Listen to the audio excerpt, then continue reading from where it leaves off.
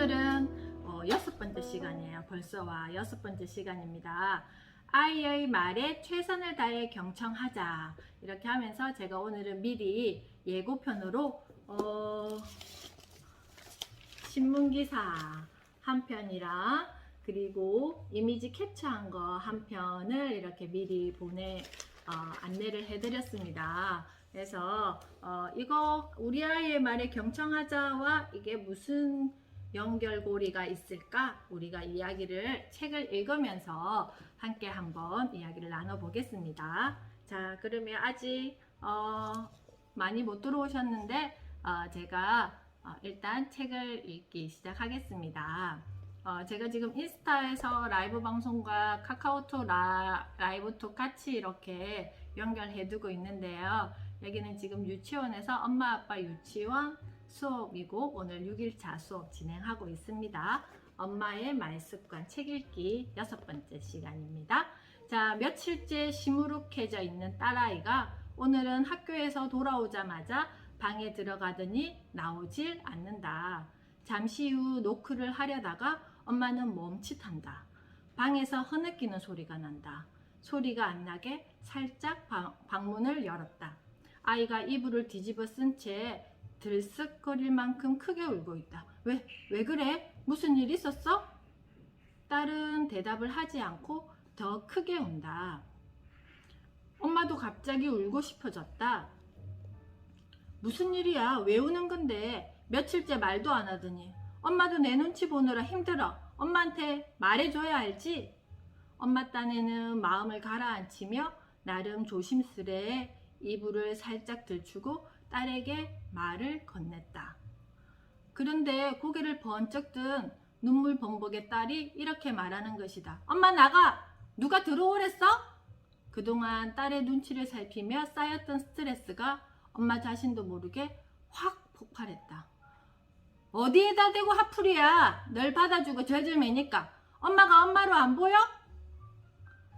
자, 엄마가 저 이 대목을 읽는 순간 좀 많이 이렇게 뜨끔했어요. 왜냐하면 제가 우리 딸 중2 딸 아이에게 한 2번을 이렇게 폭발했던 적이 있었던 것 같습니다. 안녕하세요, 수인이 어머니.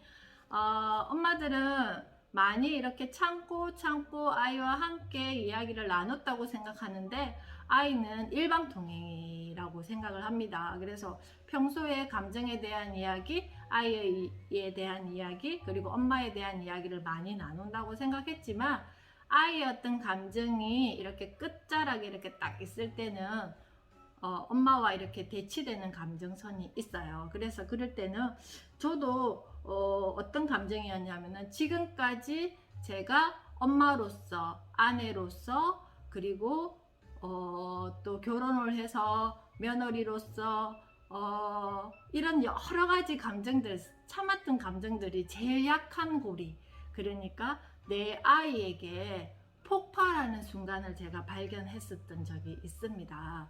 그래서 정말 아이에게 한껏 정말 큰 소리를 내면서 이렇게 이야기를 했던 적이 있었는데요.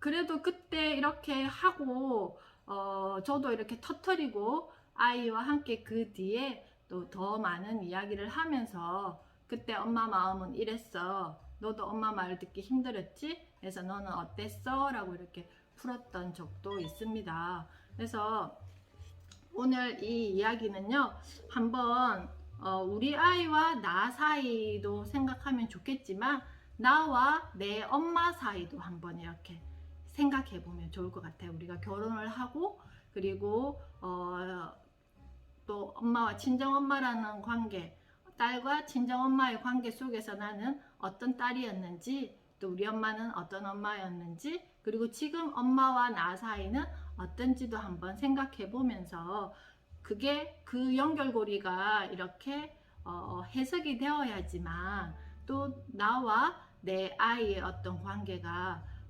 잘 풀어낼 수 있다고 저는 생각을 합니다. 자, 문제를 파악하고 해결 방법을 제시하는 경청의 마법.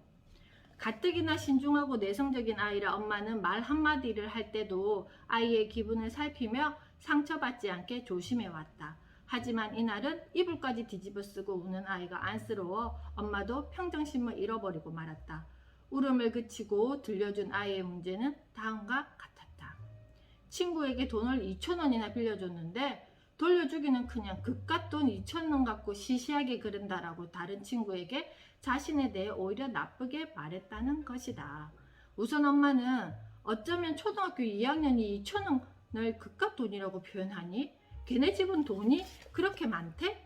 그러면서 왜 너한테 빌려달라고 했대? 라고 아이를 위로한 후 엄마가 그 애한테 말할까? 아니면 선생님한테 말해줄까? 라고 해결책 모색을 위한 말을 건넸다. 하지만 아이는 모두 거부했다. 그럴수록 엄마는 안쓰러운 마음이 더해져 화가 났다. 아이가 되도록 좋은 일만 경험했으면 좋겠는데 안타깝기만 했다. 그러다 보니 엄마의 마음과 전혀 다른 말이 툭 튀어나왔다. 그러니까 왜 빌려줬어? 친구라면서 걔 성격을 몰랐어? 왜 못된 애를 사귀고 그래? 엄마는 어떻게 말하면 좋을까? 안타깝고 속상하다 보면 감정적인 말이 튀어나와 문제의 본질을 파악하기도 전에 엄마도 아이도 감정에 휩쓸리고 만다. 그럴수록 누구의 문제인지 파악하는 것이 우선이다. 아이 혼자 힘으로 해결하기 어렵다면 보호자가 나서야 하지만 아이들 사이의 문제는 아이들끼리 푸는 편이 훨씬 좋다. 한유리 엄마 오셨어요. 자, 아무리 아이가 안쓰러워도 걱정의 말을 하기 전에 문제의 주체와 핵심부터 살펴봐야 한다. 엄마가 나서서 도와줄 일인가? 즉, 개입해서 좋을 일인가? 아니면 좋지 않은 일인가를 먼저 파악하는 것이다.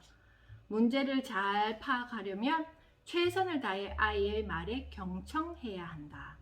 아이의 말을 끊지 말고 엄마 생각에 안 봐도 비디오, 안 들어도 오디오라고 할지라도 섣부르게 결론을 내리지 말고 다 들어줘야 한다. 한국말은 끝까지 들어봐야 한다라는 우스갯소리가 아니다. 경청의 중요성을 아주 잘 보여준다. 특히 아이의 말일수록 최선을 다해 경청해야 문제의 진원지를 파악하고 부모의 개입 여부와 해결 방법의 모색까지 가능해진다. 당연히 듣는 표정도 엄마가 잘 듣고 있어 엄마한테 말하렴이 되어야 한다. 엄마가 들어줄게로 시작한다. 안심해, 엄마가 들어줄게. 엄마의 이 말은 두렵고 불안한 아이의 마음을 안심시켜준다. 자, 아이가 이런 상황이 생겼을 때 우리가 안심해, 엄마가 들어줄게 라고 이야기할 수 있겠어요? 초등학교 2학년인데 친구에게 돈을 2,000원을 빌려줬어요. 그런데 친구에게 그 돈을 왜 안 갚느냐고 물었더니 그깟 2,000원 갖고 너는 그러냐고 오히려 친구들에게 어떻게 했어요? 수팍74님 안녕하세요. 자, 그렇게 이야기를 들었을 때 아이의 마음은 어땠을까요? 물론 단단한 아이 같았으면 너 왜 나한테 그렇게 이야기해? 너가 돈을 빌려갔으면 나에게 돈을 갚아야지. 왜 너는 다른 친구한테 나에 대해서 그렇게 이야기해? 라고 단단하게 당당하게 이야기할 수 있겠지만 어때요? 요즘 아이들이 그렇게 할 수 있는 친구들은 많지 않아요. 왜냐하면 아이들의 사는 세상이 굉장히 예민하고 섬세하고 그리고 나 위주의 어떤 프레임 속에 그리고 엄마 아빠의 이 프레임 속에 아이들이 있었기 때문에 나와 다른 세상을 이렇게 만났을 때 굉장히 낯설고 때로는 두렵고 때로는 어떻게 해야 될지 몰라서 동굴 속으로 들어가고 싶고 내가 뭔가를 SOS를 하고 싶은데 방법을 잘 몰라요. 그래서 오늘은 그 방법을 어떻게 찾을 수 있는 아이가 될 수 있을까? 그게 유아기 때 아이들의 정서의 감정으로 뇌 발달의 90%가 완성이 된다고 합니다. 그러니까 그런 것들이 언제 어떻게 생기는지 오늘 아까 제가 신문 기사를 단서로 준 걸 가지고 나중에 한 번 더 이야기할 겁니다.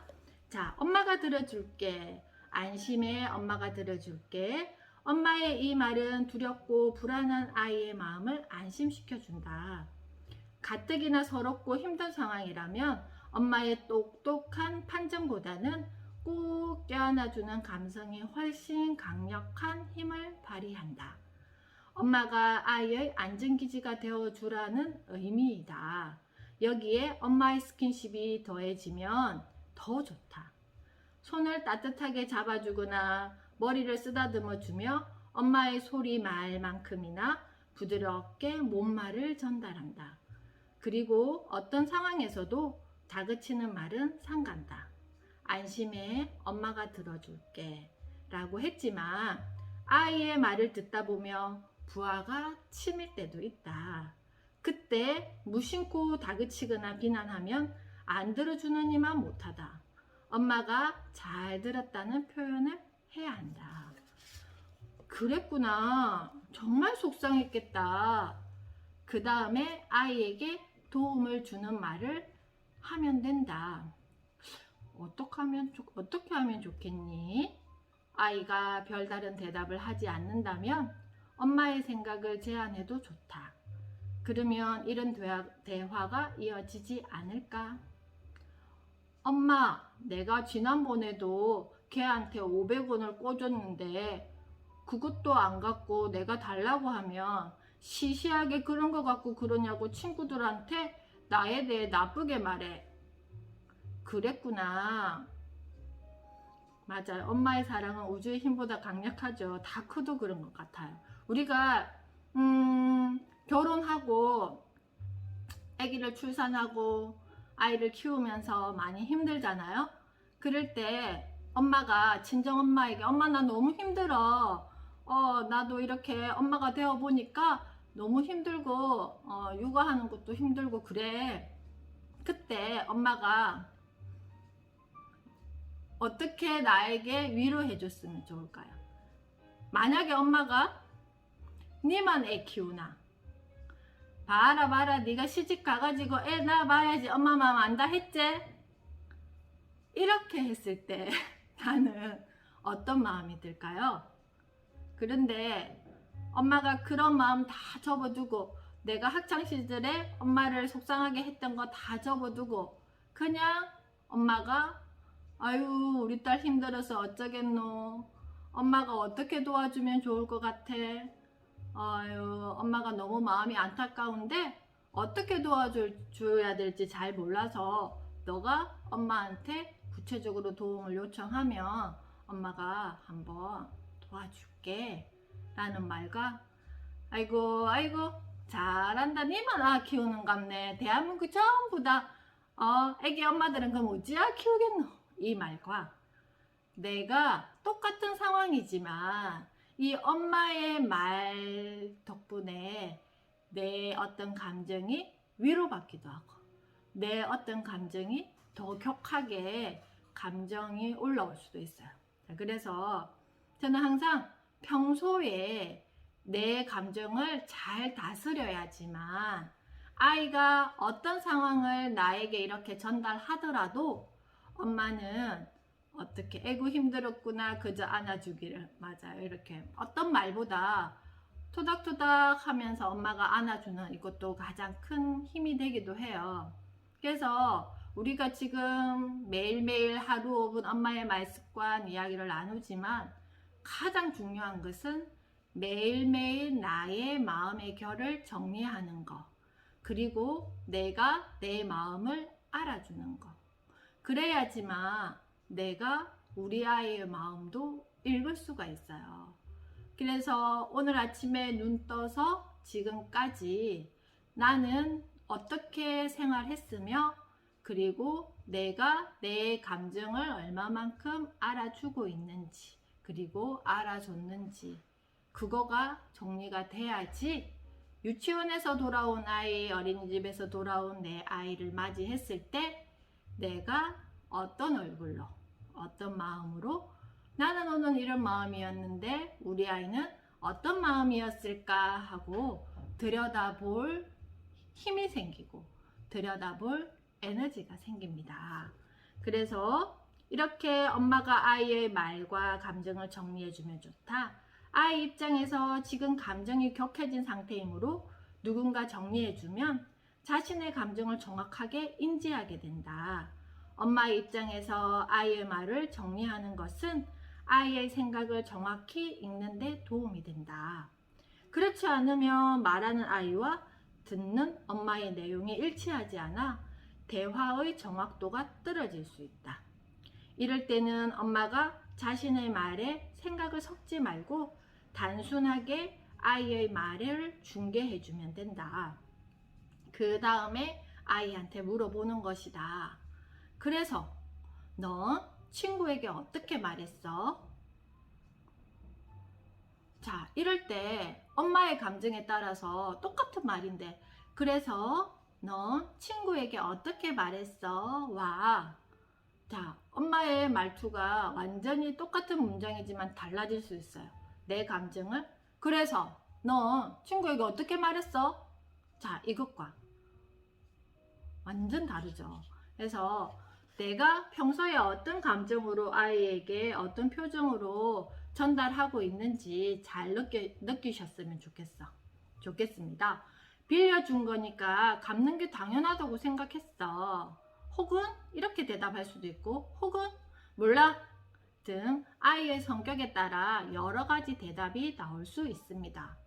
때로는 답답하더라도 아이의 말을 듣기로 작정했다면 기다리면서 담담하게 반응해야 그 다음까지 갈 수 있습니다.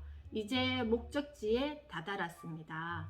과거는 이미 지나갔고 현재와 미래만 남아 있습니다. 그러면 이제 어떻게 할까? 자, 친구에게 돈은 빌려줬어요. 그리고 그 친구가 돈을 갚지 않고 다른 친구에게 이 아이 흠담을 한 거예요. 시시하게, 맞아요. 감정에 실린 말은 더 조심해야 되죠. 자, 시시하게 그런 거 가지고 그래? 하면서 정작 빌려준 아이의 마음을 상처내게 험담을 했단 말이에요.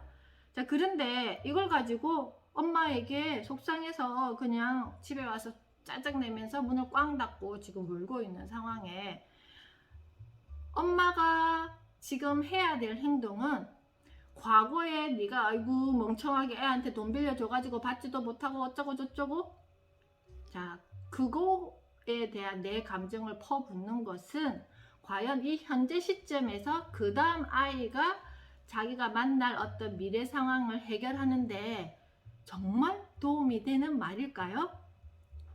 정말 마이너스 50% 도움 안 된다고 저는 생각을 합니다. 그래서 자 이럴 경우에는 이 현재 시점에서 그 다음 미래의 아이는 어떤 마음으로 이거를 받아들이고 그리고 행동하고 마음으로 이렇게 정리할 수 있을까를 아이와 함께 이야기 나누면서 제안을 할 수 있다라는 것입니다. 그럴 때 아이의 입을 여는 말과 표정이 진짜 경청이다. 아이가 스스로 그렇다고 엄마가 막 이거는 지금 이런 거야. 그래서 너가 나중에 이렇게 하면 어떨까? 이렇게 해 라고 이렇게 엄마의 어떤 프레임 속에 아이를 쑥 집어넣는 게 아니라 아이가 정말 엄마가 따뜻한 눈빛으로 그래 그랬구나 그 다음 어떻게 해야 될지 엄마도 잘 모르겠는데 우리가 함께 이렇게 한번 고민해보자. 그리고 너의 이야기를 엄마가 진짜 한번 들어볼게. 너 마음에서 아마 해결할 수 있는 무언가가 분명히 있을 거야 라는 믿음을 주는 어떤 시선과 이런 것들이 아이에게는 필요합니다. 그래서 아이의 입을 여는 말과 표정이 진짜 경청이다 라고 했습니다. 아이의 말을 경청했다고 해서 아이의 문제가 모두 해결되는 것은 아니다.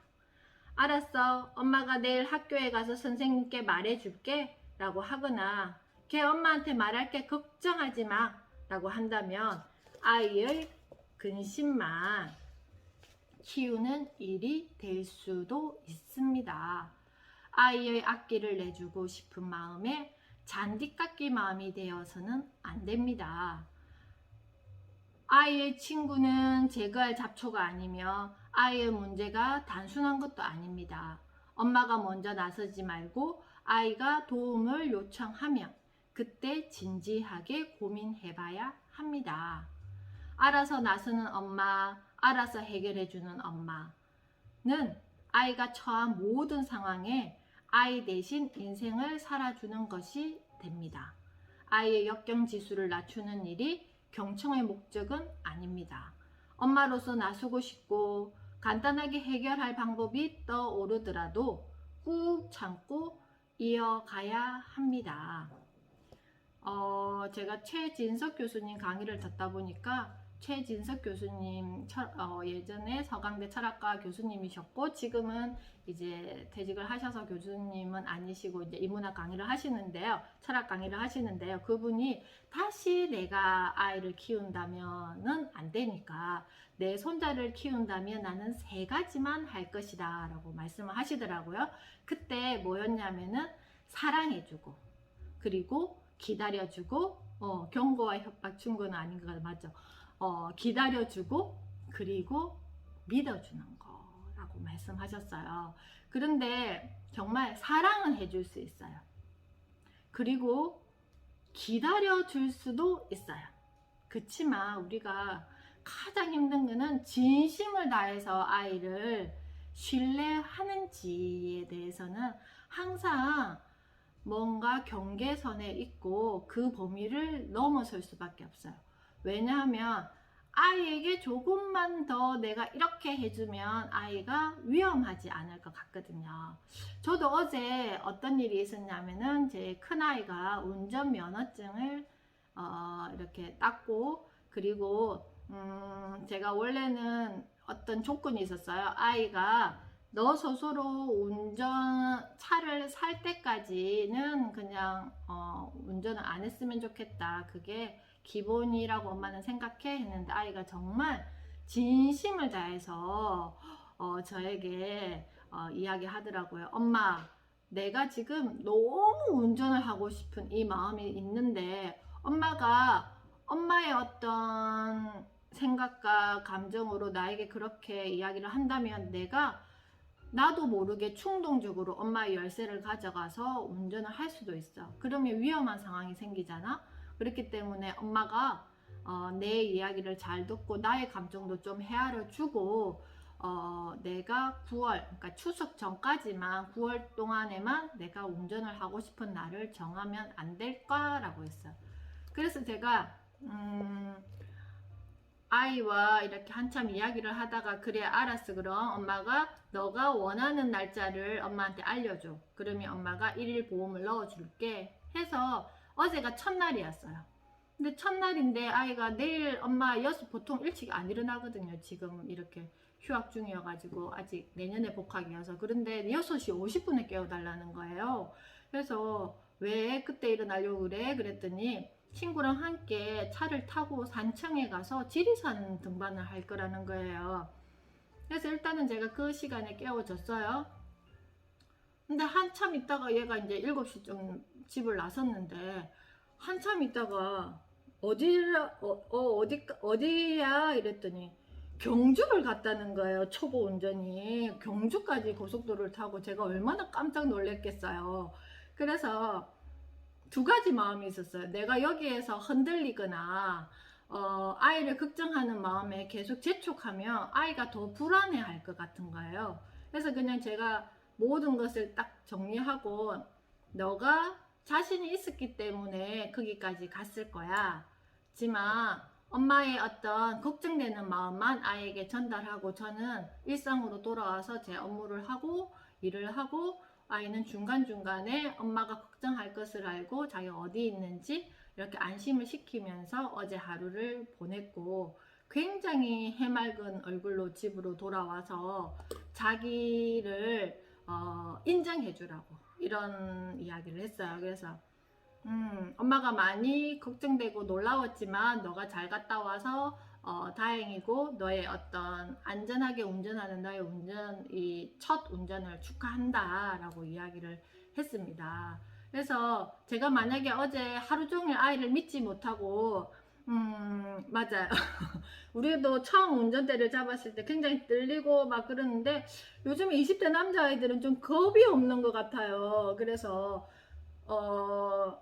막 그 오락실에서 이렇게 오락할 때 이게 운전하는 거 있잖아요. 그게 실전인 줄 알기도 하고, 그리고 막 카트라이더 시절에 얘들이 막 잘했다는 이런 것 때문에 이게 아이들이 요즘에 게임하고 이거 하고 잘 구분이 안 되는 것 같아요. 그래서 막 자신감이 있어 하는데 제가 어저께 밤에 아이가 운전하는 차를 타고 공원에 산책을 다녀왔었는데 아이가 굉장히 엄마한테 자기 운전하는 어떤 모습을 보여주고 싶었나 봐요. 그래서 운전하는 모습을 보고 제가 많이 안심을 했고, 오늘도 오전에 동생을 데리고 그 같이 또 공원에 가서 그 이렇게 시간을 보내고 왔더라고요. 그래서 사랑해주고 기다려주고까지는 할 수 있겠는데 이거 믿어주는 거, 신뢰해주는 거가 에릭슨의 발달 단계 1단계 첫 단계거든요.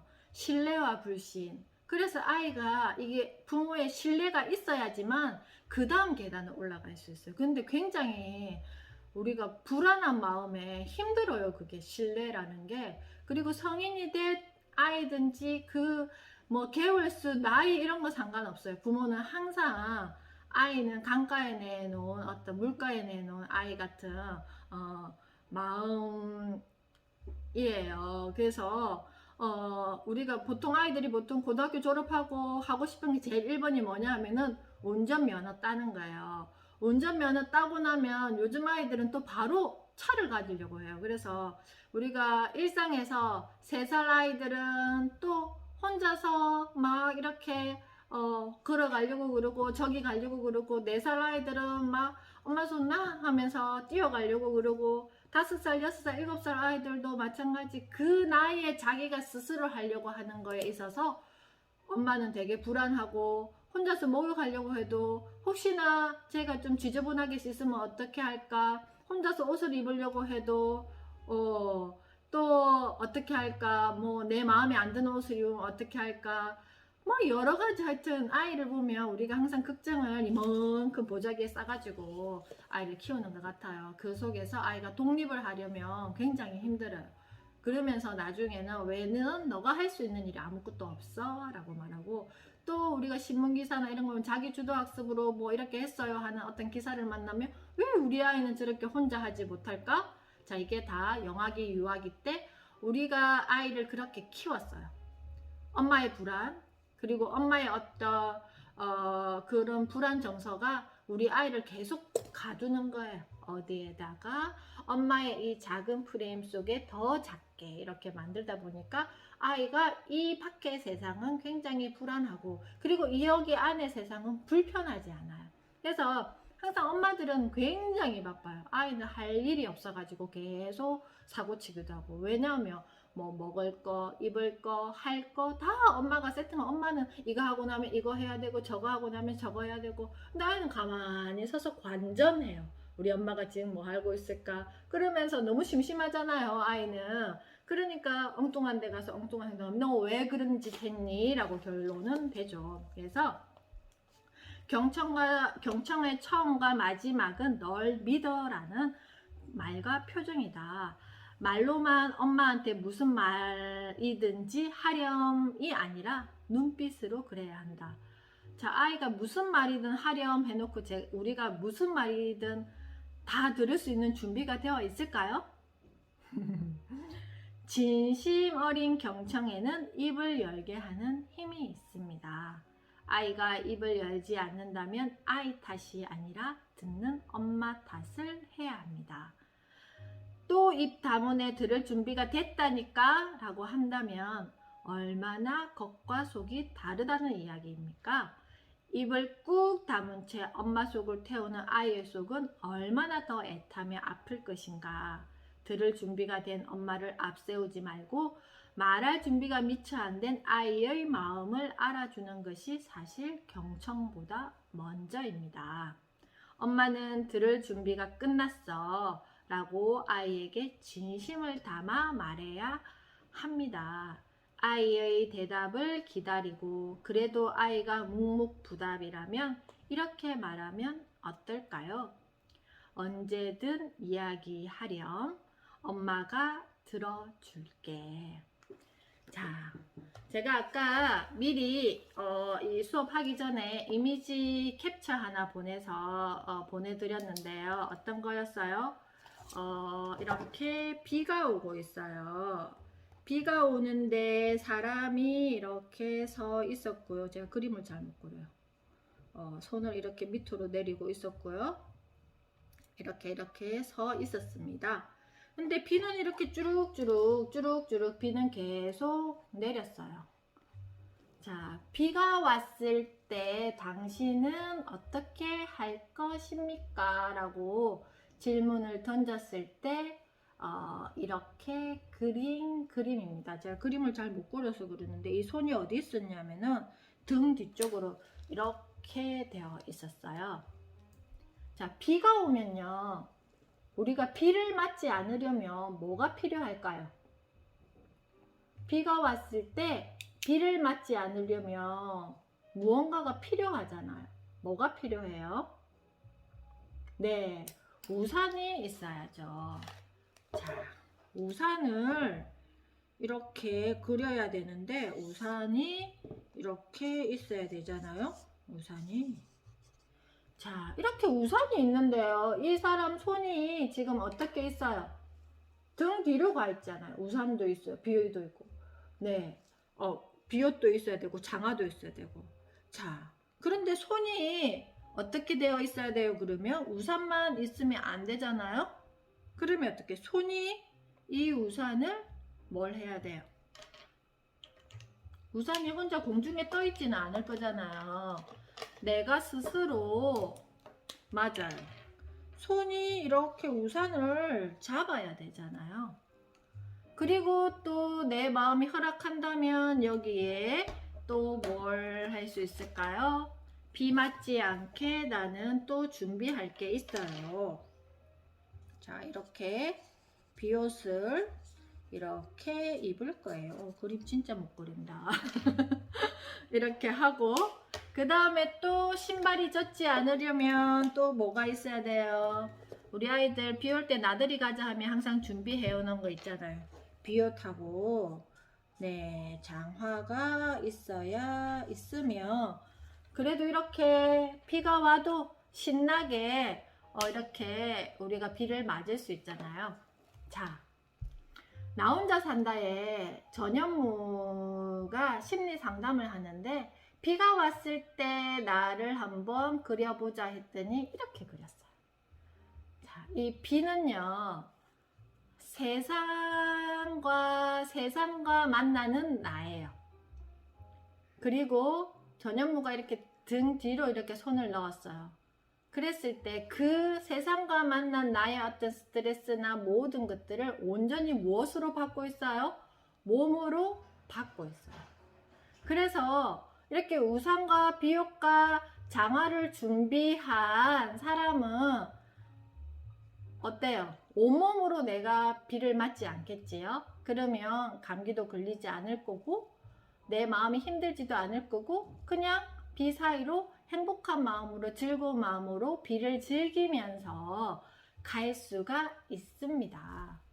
자, 여기에서 우리가 세상과 만나는 나는 이렇게 준비되어 있는지, 우리는 부모는 아이에게 어떤 역할을 해줘야 되냐 하면요, 이렇게 아이가 언제든지 비가 왔을 때 펼칠 수 있는 우산이 되어야 될 것 같아요.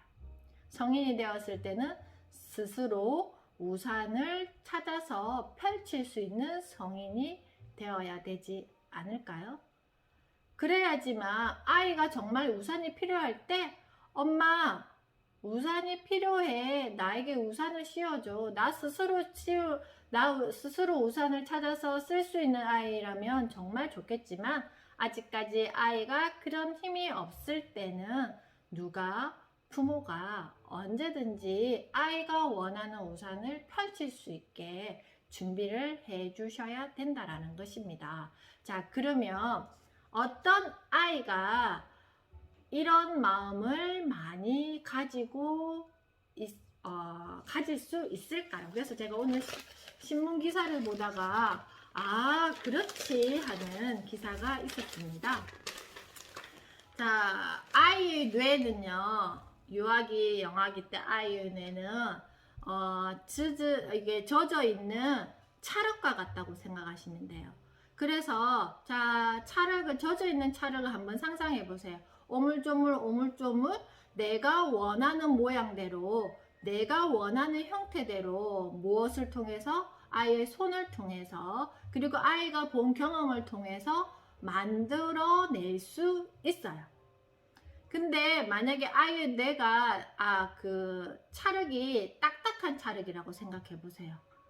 내가 원하는 모양, 내가 원하는 어떤 모습을 만들 수 있을까요? 만들 수 없어요. 지금 우리 영아기, 유아기 때 아이의 모습은 이렇게 물기 많은 젖은 찰흙이라고 생각하셔야 돼요. 근데 이런 젖은 찰흙이 어떻게 내 모양을 완성시킬까? 그것은 바로 놀이 속의 경험입니다. 한번 생각해 보세요.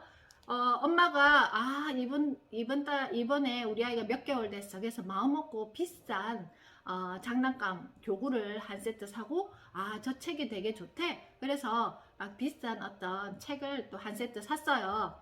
그랬을 때 우리 아이는 이 책을 보고 이 교구를 가지고 놀면 정말 되게 뇌가 발달하고 우리 아이를 잘 키울 수 있을 거야. 많은 도움을 줄 거야. 자, 그것은 누구의 생각? 엄마의 생각. 그래서 아이들의 놀이는요, 내가 만약에서 시작해요.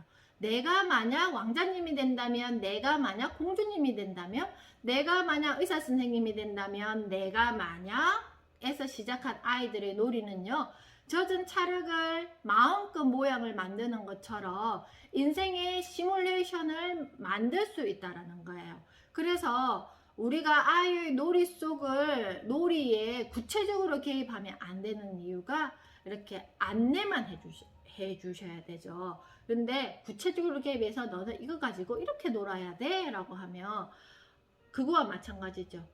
찰흙은 이 모양을 만들어야 돼. 찰흙은 이렇게 만들어야 돼 하고 딱딱 엄마가 만들어서 뇌 속에 이렇게 집어넣는 것과 같아요. 그래서 아이가 내가 만약 나는 이렇게라는 놀이를 많이 만들어낸다면 어떤 아이? 인생의 시뮬레이션을 많이 할 수 있는 아이가 된다라는 거예요.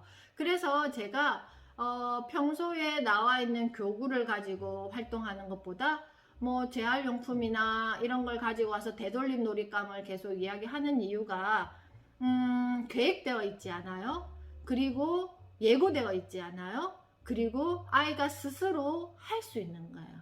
그리고 엄마 입장에서도 경제적 가성비가 좋아요. 왜냐면 내가 만약에 100만 원을 주고 교구를 사고 200만 원을 주고 이런 책을 한 지를 샀더라면 그게 대한 욕심이 생기잖아요. 그렇지만 부담 없이 아이들 즐겁게 놀이할 수 있게, 그래서 제가 매주 엄마들과 아이들이 가정에서 편하게 재미있게 아이도 즐겁고 엄마도 즐겁고 부담 없고 해도 되고 안 해도 되지만 매일 할 수 있는 놀이가 무엇일까 생각하면서 되돌림 놀잇감 수업을 계속 안내하고 있습니다. 자, 이 신문기사는요 한번 제가 이렇게 올려드렸으니까 구체적으로 한번 읽어봤으면 좋겠고요. 유아기 때 아이들 모습 오늘도 1분이 훨씬 지났습니다.